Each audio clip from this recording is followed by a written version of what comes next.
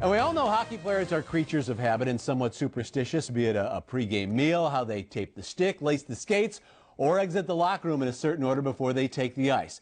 And then there's the practice that most hockey players have kept that most of us gave up around kindergarten. Pat Boyle fluffs up the pillow and explains. The Blackhawks play on the voice of Chicago, 720 WGN Chicago. It's 1:30. Just after lunch in Chicago, downtown is at its usual hectic pace. And in a handful of hours, the United Center will be packed for another Blackhawks game. So, what's the team doing right now? Gotta have that nap. I try to always take a nap. Napping. It's not just for preschoolers. It's part of hockey's game day routine. Typically, you have the morning skate, lunch, and then by 1:30 or 2 in the afternoon, your favorite Blackhawk is taking a nap. I've been taking the naps ever since I've been a little kid, so for sure, some guys don't take them on the team, but I'm definitely a guy that needs it. You know, it's really more about rest. I try not to stress too much about how much I sleep, probably just an hour, hour and a half, but just more or less just recharging the battery. Overthinking things aren't too good, so you try to not think much game too much before you get here. And I think taking a nap and kind of your body and mind relax for a bit is a good thing. I find out pretty quick. You know, probably one of the first few game days, especially, you find out that don't bother these guys when it's nap time. It's they come in after their morning skate, have the pregame meal, then they all head home. Or if you're on the road, they head back up to their rooms, and it's everyone goes dark for a good couple of hours. And anything you need, any business you need to take care of, better do it before that, or no, not to bother them. On the road, the naps continue, but you do have to deal with a roommate.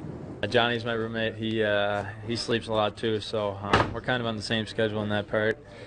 Some guys aren't lucky enough and they have to switch up the roommates a little bit to find the right guy, but for me, I've been fortunate enough to, I mean, it drives me nuts in the room, but as far as sleeping patterns, we're okay. Me and Yalmerson are rooming, and we're both on pretty much the same schedule. The whole thing is if the teammate is a snorer, right? I mean, yeah, that's tough. Actually, he told me before this year that he used to snore, so I was a little worried coming into the season, but for some reason he doesn't do it, so it's been great so far, but probably jinxed it now by saying that.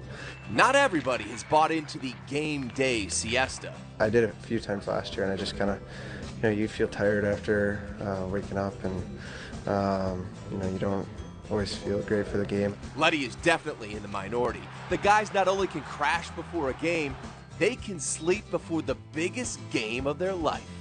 I'm trying to think if I've ever really struggled as far as taking a nap. I don't think so. So, Game 6 against Philly a couple years ago, I'm pretty sure I was fine there. Like Game 6 in Philly, Stanley Cup Finals, are you getting a nap in before that one? Absolutely, absolutely, because if I don't get it in, I'm probably yawning on the bench.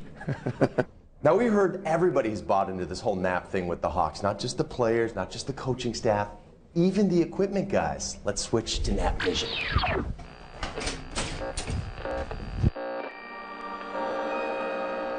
There he is, Clint, sleeping like a baby. I wonder what he's dreaming about.